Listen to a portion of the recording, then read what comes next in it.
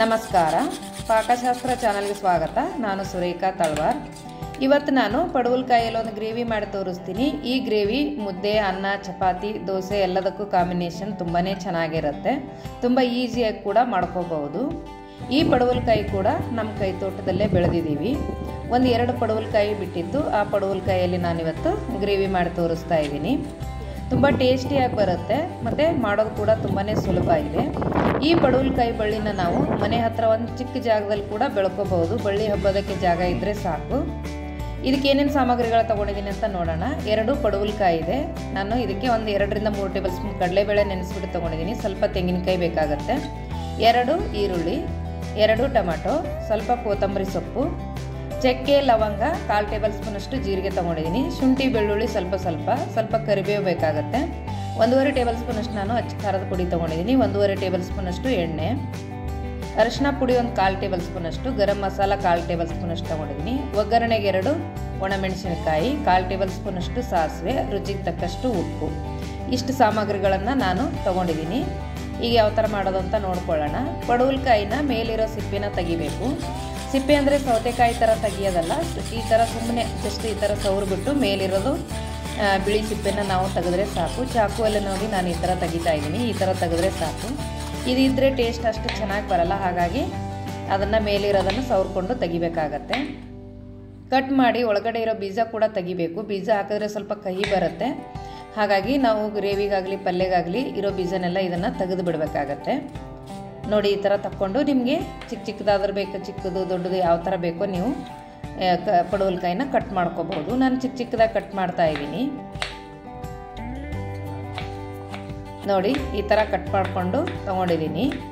ಈಗ ನಾನು ಮಸಾಲೆ ರುಬ್ಬೋದಕ್ಕೆ ಏನೇನು ತೊಗೊಂಡಿದ್ದೀನಿ ಅಂತ ತೋರಿಸ್ತೀನಿ. ನೋಡಿ, ಈ ಥರ ಕಟ್ ಮಾಡ್ಕೊಂಡು ರೆಡಿ ಮಾಡ್ಕೊಂಡಿದ್ದೀನಿ. ಈಗ ಮಸಾಲೆ ರುಬ್ಬೋದಕ್ಕೆ ಸ್ವಲ್ಪ ನಾನು ತೆಂಗಿನಕಾಯಿ, 1 ಈರುಳ್ಳಿನ ಈ ಥರ ದಪ್ಪ ಕಟ್ ಮಾಡಿ ಅದನ್ನು ತೊಗೊಂಡಿದ್ದೀನಿ. 1 ನಾಟಿ ಟೊಮೆಟೊನ ಹಾಕ್ತಾ ಇದ್ದೀನಿ. ನೋಡಿ, ಸ್ವಲ್ಪ ಬೆಳ್ಳುಳ್ಳಿನ ಹಾಕ್ತಾ ಇದ್ದೀನಿ. ಸ್ವಲ್ಪ ಶುಂಠಿ ಬೇಕಾಗುತ್ತೆ, ಶುಂಠಿನ ಹಾಕ್ತಾ ಇದ್ದೀನಿ. ಸ್ವಲ್ಪ ಚಕ್ಕೆ ಮತ್ತು 1/4 ಟೇಬಲ್ ಸ್ಪೂನಷ್ಟು ಜೀರಿಗೆ, 4 ಲವಂಗ ಹಾಕ್ತಾ ಇದ್ದೀನಿ. ಸ್ವಲ್ಪ ನೀರು ಹಾಕ್ಬಿಟ್ಟು ಇದನ್ನು ನುಣ್ಣಗೆ ರುಬ್ಕೋಬೇಕಾಗತ್ತೆ. ನೋಡಿ, ಇದಕ್ಕೆ ಸ್ವಲ್ಪ ಖಾರ, ಅರಿಶಿನ ಪುಡಿ ಕೂಡ ಹಾಕಿ ರುಬ್ತಾರೆ. ಅದು ಒಗ್ಗರಣೆಗೆ ಹಾಕೋಣ, ಕಲರ್ ಚೆನ್ನಾಗಿ ಬರುತ್ತೆ ಅಂತ ನಾನು ಒಗ್ಗರಣೆಯಲ್ಲಿ ಹಾಕ್ತಾ ಇದ್ದೀನಿ. ನೋಡಿ, ಈ ಥರ ನೈಸಾಗಿ ರುಬ್ಕೊಂಡು ರೆಡಿ ಮಾಡ್ಕೊಂಡಿದ್ದೀನಿ. ಈ ಒಗ್ಗರಣೆ ಯಾವ ಥರ ಮಾಡೋದು ಅಂತ ನೋಡ್ಕೊಳ್ಳೋಣ. ನಾನು 1.5 ಟೇಬಲ್ ಸ್ಪೂನಷ್ಟು ಎಣ್ಣೆ ತೊಗೊಂಡಿದ್ದೀನಿ. ಒಗ್ಗರಣೆಗೆ ಹಾಕ್ತಾ ಇದ್ದೀನಿ. ಇದಕ್ಕೆ 1/4 ಟೇಬಲ್ ಸ್ಪೂನಷ್ಟು ಸಾಸಿವೆನ ಹಾಕ್ತಾ ಇದ್ದೀನಿ. ಸ್ವಲ್ಪ ಕರಿಬೇವನ್ನ ಹಾಕ್ತಾ ಇದ್ದೀನಿ.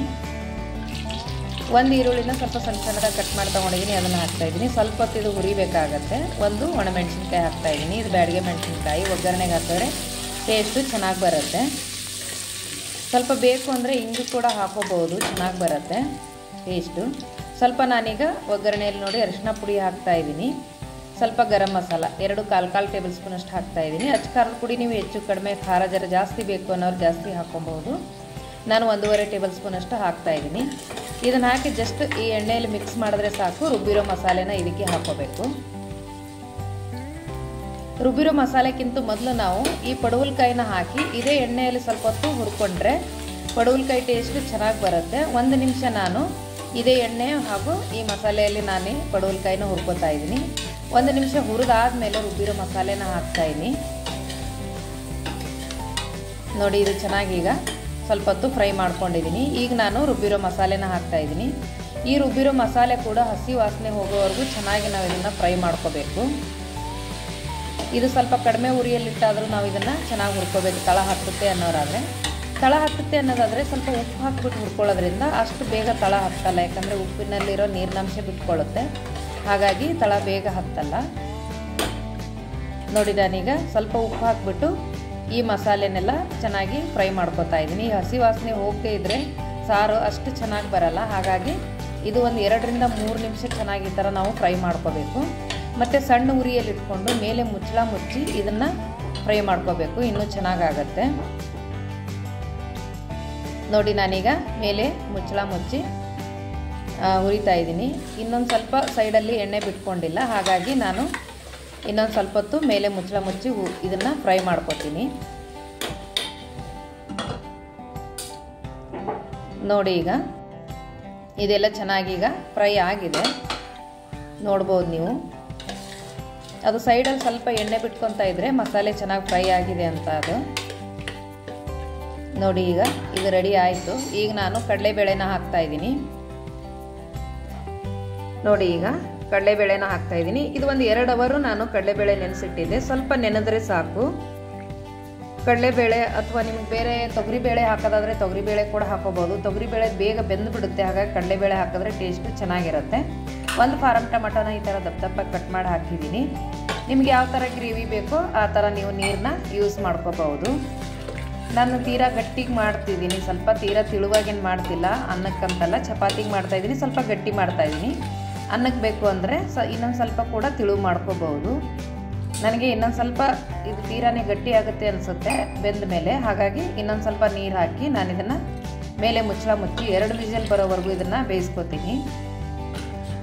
ನೋಡಿ, ತೀರಾ 3 ವಿಸಿಲ್ ಹಾಕಿಸ್ಕೋಬಾರ್ದು. ಬೇಳೆ ತುಂಬ ಬೆಂದು ಹೋದರೆ ಚೆನ್ನಾಗಿರಲ್ಲ. ಬೇಳೆ ಸ್ವಲ್ಪ ಗಟ್ಟಿ ಗಟ್ಟಿ ಇರಬೇಕು, ಆವಾಗ ಈ ಗ್ರೇವಿ ಚೆನ್ನಾಗಿರುತ್ತೆ. ಹಾಗಾಗಿ 2 ವಿಸಿಲ್ ಸಾಕಾಗುತ್ತೆ. ನೋಡಿ ಈಗ 2 ವಿಸಿಲ್ ಆಗಿದೆ. ತುಂಬ ಚೆನ್ನಾಗೆಲ್ಲ ಬೆಂದಿದೆ. ಪಡವಲಕಾಯಿ ಬೇಳೆ ಎಲ್ಲನೂ ಬೆಂದಿದೆ. ಬೇಳೆ ಸ್ವಲ್ಪ ಗಟ್ಟಿ ಗಟ್ಟಿ ಮೇಲಿರುತ್ತೆ, ಚೆನ್ನಾಗಿರುತ್ತೆ. ಮೇಲೆ ಸ್ವಲ್ಪ ನಾವು ಫ್ರೆಶ್ ಆಗಿರೋ ಕೊತ್ತಂಬರಿ ಸೊಪ್ಪನ್ನ ಹಾಕಿದ್ರೆ ತುಂಬಾ ಬೇಗ ರೆಡಿ ಆಗುತ್ತೆ. ಟೇಸ್ಟು ತುಂಬ ಚೆನ್ನಾಗಿರುತ್ತೆ. ನೋಡಿ, ರೆಡಿ ಆಗಿದೆ. ಟೇಸ್ಟು ಸೂಪರ್ ಆಗಿರುತ್ತೆ. ನೀವು ಕೂಡ ಟ್ರೈ ಮಾಡಿ. ಮಾಡೋದು ಸುಲಭ ಇದೆ. ಏನು ಅನಿಸುತ್ತೆ ಅಂತ ನೀವು ಕಮೆಂಟ್ ಮೂಲಕ ನನಗೆ ತಿಳಿಸಿ. ಈ ವಿಡಿಯೋ ನೋಡಿದ್ದಕ್ಕೆ ತುಂಬ ಹೃದಯದ ಧನ್ಯವಾದಗಳು ನಿಮಗೆ.